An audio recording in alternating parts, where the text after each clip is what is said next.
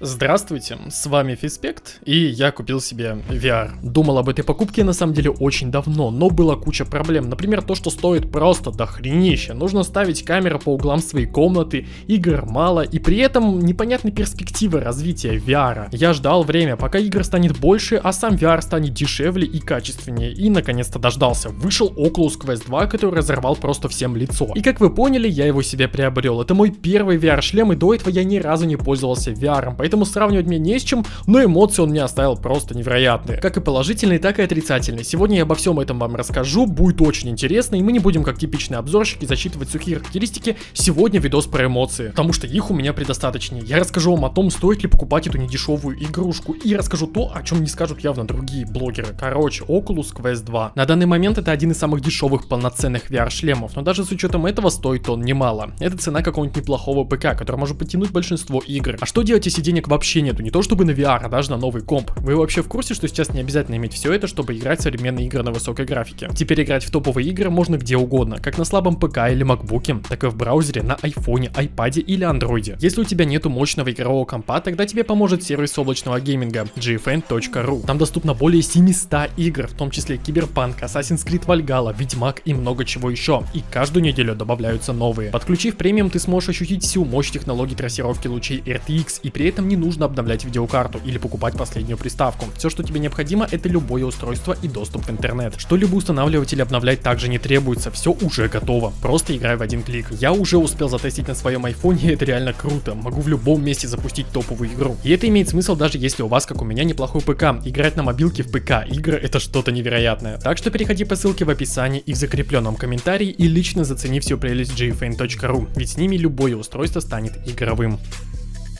Ну что ж, для начала я хочу рассказать о том, как я приобрел этот шлем, потому что в данный момент в России он не продается, только заказывать с Амазона, и там он выйдет плюс-минус в 30 тысяч рублей. Но тогда я менял паспорт при достижении 20 лет и не знал, будет ли это проблема для подобных покупок. Плюс не хотелось регистрироваться на этом Амазоне, оплачивать пошлину, проходить таможню, и тем более это все совпадало на новогодние праздники, в общем полнейший гемор. И я решил переплатить и взять у перекупщика, который также заказывает с Амазона и продается с наценкой у нас в городе. Из-за того, что шлем автономный, об этом немножко позже, он может работать без провода, и у него есть встроенная память 64 гигабайта либо 256, от чего собственно меняется и цена на этот шлем. Но прикол в том, что больше 64 гигабайт вы никогда в жизни на нем не забьете, 256 просто-напросто не нужны, и как вы уже поняли, человеку, которого я покупал, остались только на 256, из-за чего цена на этот шлем возрастала еще на 5000, и вместо того, чтобы взять на Амазоне за 30к, я взял его у перекупщика за 45 тысяч на 256 гигабайт. Я дебил, но зато я сейчас буду себя просто успокаивать, и я не ждал доставку, и я получил якобы флагманскую версию.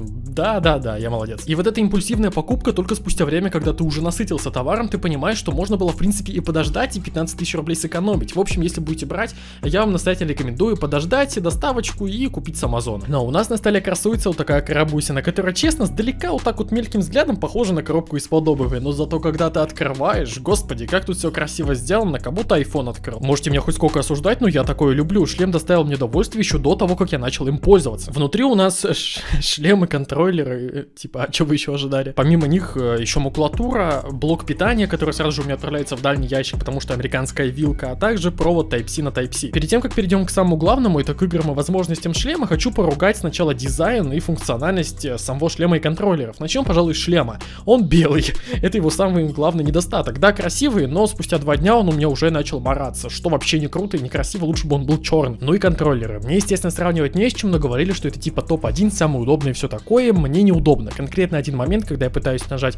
большим пальцем на дальнюю кнопку, я непроизвольно нажимаю подушечкой этого пальца на нижнюю кнопку, либо мне приходится брать контроллер в неудобное положение руки, тогда все нажимается нормально, но, видимо, у меня просто палец короткий, у вас таких проблем не будет, но сообщить я должен. Мне неудобно большим пальцем нажимать на дальнюю кнопку. Ну что же, настало время погрузиться в виртуальную реальность, но для этого нужно сделать немножечко действий. Зарегистрироваться в Facebook, если ты раньше этого не делал, зарегистрироваться на сайте Oculus, скачать приложение Oculus на ПК, которое весит 9 гигабайтов, скачать приложение Oculus на телефон, авторизоваться в Oculus на ПК и телефоне, привязать Facebook аккаунт к Oculus, залогиниться в Oculus на своем шлеме.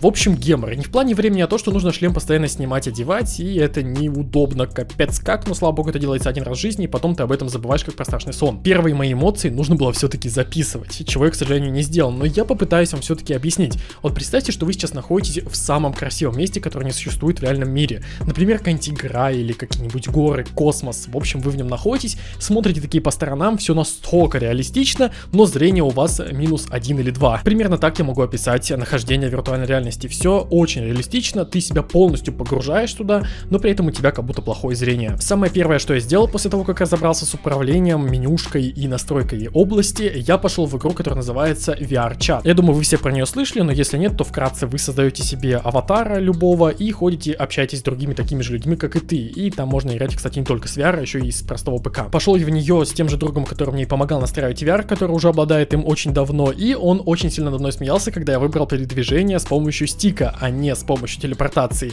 И как только я пошел в VR, начал ходить, я чуть не упал. Дело в том, что погружение настолько сильное, что мозг думает, что ты куда-то идешь, при этом твое тело стоит на месте, и происходит конфликт между мозгом и телом, и он тебе подает сигнал, что, братан, что-то не то. И примерно спустя 5 минут такой вот активной ходьбы с помощью стика меня начало тошнить. Моя девушка и друзья, которые потом приходили и пробовали VR, испытывали те же самые ощущения. Сначала их просто шатало, а спустя минут 5 тошнило, и мне кажется, это испытывают абсолютно все. Но спустя неделю, как я пользуюсь VR, я испытываю это ощущение все меньше, из-за чего я могу сделать вывод, что это дело привычки, и к этому можно адаптироваться. Как только я зашел в VR-чат, я стал более раскрепощенным и даже мог заговорить с американцами, хотя у меня английский очень плохой, я всегда стеснялся своего английского.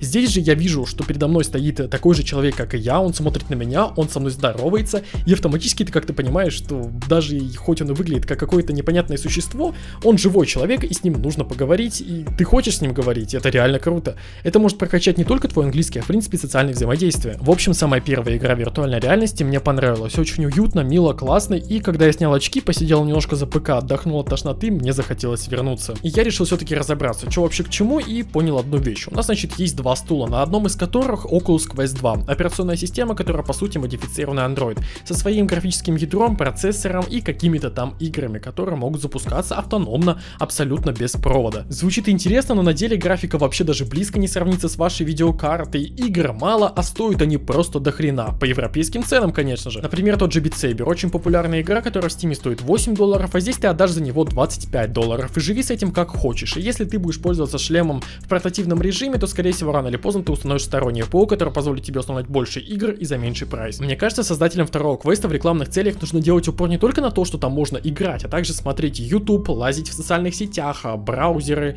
но и самое главное, 18+ контент. Это гораздо лучше получается у этой операционной системы, нежели игры, потому что с ПК-версиями они вообще не сравнятся. А вот, собственно, и второй стул, который привлекает меня гораздо больше. Это Oculus Link. Что это такое? Для начала нам нужно купить провод, не короче 3 метров с USB-C коннектором, либо у самих производителей Oculus просто заберешь деньги, либо заказать или купить в других местах. Подключаемся по проводу к компьютеру, в шлеме выбираем в меню, что мы хотим подключиться через Oculus Link, и теперь мы можем управлять нашим компьютером как угодно. Но это еще не все. Чтобы полноценно этим всем пользоваться, нужно скачать со Steam VR, чтобы наши игрушки, собственно, пошли. И тут начинается целая магия. Запуская Steam VR, перед нами образуется какая-то комната, по которой мы можем ходить, что-то делать и выбирать игры, в которые мы хотим играть, которые мы купили просто в Steam. И тут уже ты можешь разгуляться по полной, запустить все, что есть в Steam VR. Хоть и на втором стуле, очевидно, приятнее сидеть, но и про первый не стоит забывать, потому что портативность, я тоже, когда покупал шлем, думал, она мне не понадобится, но нет, иногда хочется пойти в другую комнату, просто лечь на диван и посмотреть какие-то видосики прямо в VR.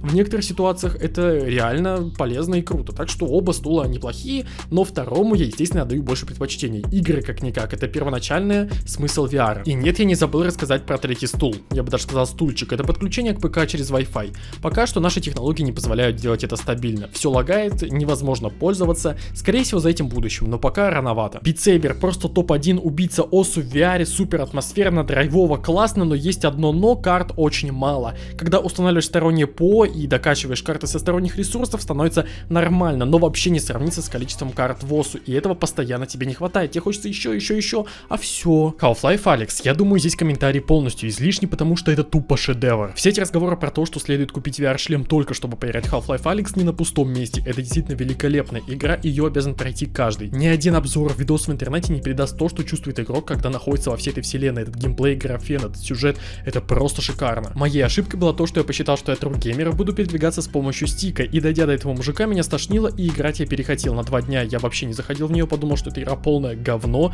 но потом, когда я вернулся, поставил режим телепортации, начался настоящий геймплей. Тебе дают вот эти перчатки, и ты уже разобрался с управлением вот этим вот всем, и начинается просто нечто. К сожалению, сегодня не обзор Half-Life Alyx, поэтому мы идем дальше. А если вы будете покупать VR-шлем, обязательно первым делом пройдите эту игру. Skyrim VR. Я в возлагал на него очень большие надежды, потому что я безумный фанат этой вселенной, но когда я зашел, я понял, что все сделано просто через жопу для отмыва бабла. Если по фактам, то графен вообще не потянули в VR, это выглядит ужасно, ты не погружаешься в этот мир. Все геймплейные моменты, которые можно было так или иначе связать с VR, полностью проигнорировали. Например, доставать оружие из-за спины или шариться в меню с помощью нормальной навигации, а не с помощью стика. Всего этого нет. Это просто гребаный импорт с ПК на VR, и это сделано ужасно. Да что уже говорить, в самом начале, когда ты слезаешь с повозки, ты с нее не слезаешь. У тебя просто мигает экран, и вот ты уже на земле. Я обязательно дам еще шанс этой игре, установлю какие-нибудь аддоны, исправление всех вот этих вот неприятных моментов, но вот именно в сыром виде, если купить со Steam, эта игра полное говно. 2000 отдал ни за что. Хотя я капец как обожаю эту вселенную. Более 700 часов наиграл, а тут такое разочарование. Я еще некоторые там игры пробовал, но эмоций они у меня никаких не вызвали, таких, чтобы вот прям вам рассказать. Но вызвало кое-что другое, то, о чем не расскажут другие блогеры. Это 18+ контент. Вот эти вот якобы VR-видосы, честно, говно полное, потому что они хоть и в 4К разрешении, при этом в VR они выглядят как просто пиксельное месиво. А я как бы пришел на круглые шары смотреть, а не квадратные. В общем, мне не особо понравилось. А вот игры с подобным уклоном мне понравились гораздо больше. Хоть их в Steam и не особо пускают, либо выкручиваешься как-нибудь, либо довольствуешься тем, что есть. Из того, что есть, выбор невелик. Например, вот эта игра, вроде как самая популярная в Steam в подобном жанре, я, если честно, не понял, какого хрена, когда вот она встала перед вентилятором, я, значит, подхожу к ней такой, пытаюсь ее обнять, и я в прямом смысле ощущаю какой-то запах. Не женщины, а в плане просто другой запах, вот как будто она чем-то пахнет. Из-за того, что ты в VR, полное погружение, она начинает стонать, и это также проецируется тебе в уши, в стереозвуки. Такое ощущение, что это реальный человек, и вот прям девочка стоит, стонет тут перед тобой.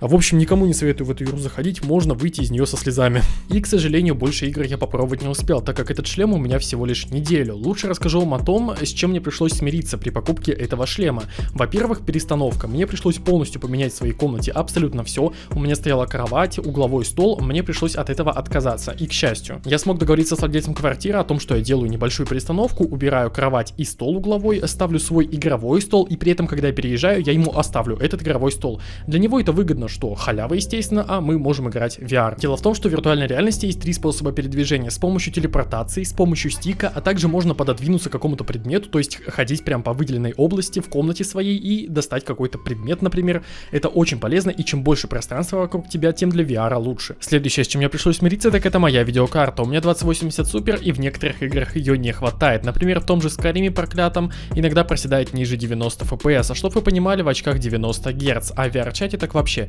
Если подойти к зеркалу и включить его, начинается кромешный ад. И тут ты хочешь обновиться до 30 серии, чтобы было все идеально, смотришь в карман, а ты купил Oculus Quest 2, поэтому сиди, довольствуйся тем, что имеется. Ну и следующее, с чем мне пришлось смириться, я купил себе монитор 21/9, и когда я пытался записывать видосы, в общем, все, что я записал, выглядело ужасно на этом монике, и мне пришлось перезаписывать весь геймплей, что вы видели в этом видео. Но это конкретно проблема блогерства и меня, поэтому не берем это в расчет. И, кстати, новый моник — это одна из часть апгрейда для моего игрового места, о чем будет следующее видео. Если вы поставите много лайков, то тогда я быстрее закончу апгрейд и сниму это видео. Следующее, о чем я бы хотел поговорить, так это эффект после сессии в VR. Опять же, об этом никто не говорит, но я это испытываю постоянно. Чем больше времени ты проводишь в виртуальной реальности, после того, как ты выходишь в реальный мир, ты начинаешь чувствовать себя немножечко странно. Ноги подкашиваются, потому что ты привык передвигаться на стик и стоять на месте. Когда крутишь головой, такое ощущение, что ты немножечко бахнул. Один раз, когда я пользовался VR примерно 2 часа, и после чего вышел сразу же в магазин и начал брать товары с полки, такое ощущение, что я их беру как-то неправильно, я привык это делать через контроллер. Тяжело передать эти ощущения, но реальность после VR больше похожа на сон, нежели на реальный мир. И боже, VR реально затягивает, особенно, как мне кажется, для жителей России, потому что, посмотрев в окно, ты увидишь серую коробку, зайдя в VR, ты увидишь все, что угодно. Я очень много игр прошел, у меня девушка, которая также постоянно играет на компьютере, но при этом VR мы чуть ли не делим, мы не деремся за него, кто прямо сейчас будет в него играть,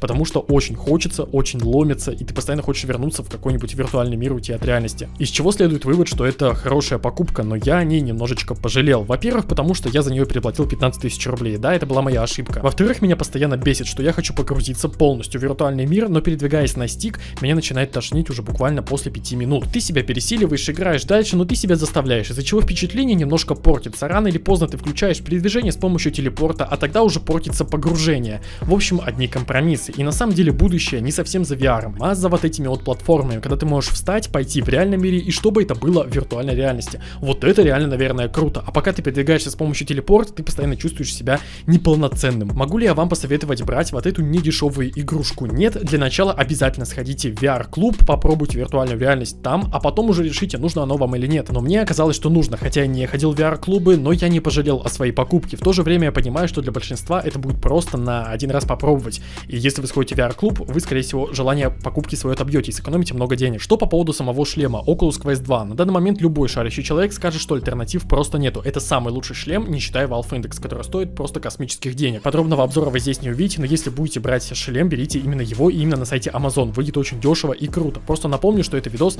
конкретно про эмоции, впечатления и мое мнение по поводу VR. Если вам нравится подобный формат, где я какую-то вещь рассказываю с точки зрения эмоций, ставьте лайки, и тогда больше видосов выйдет еще о каких-то крутых штуках. Очень жду вашего мнения в комментариях по поводу виртуальной реальности. За будущим ли это? Пользовались ли вы сами? Какие эмоции испытали? Как вам вообще понравился этот видос или нет? Очень жду вашего фидбэка, потому что все комментарии читаю и очень интересно послушать мнение по поводу таких вещичек. Спасибо за просмотр, подписывайтесь на канал, чтобы не пропустить следующее видео с апгрейдом моего игрового места. Оно получится очень интересным и выйдет совсем скоро. Поэтому я с вами ненадолго прощаюсь, удачи и пока.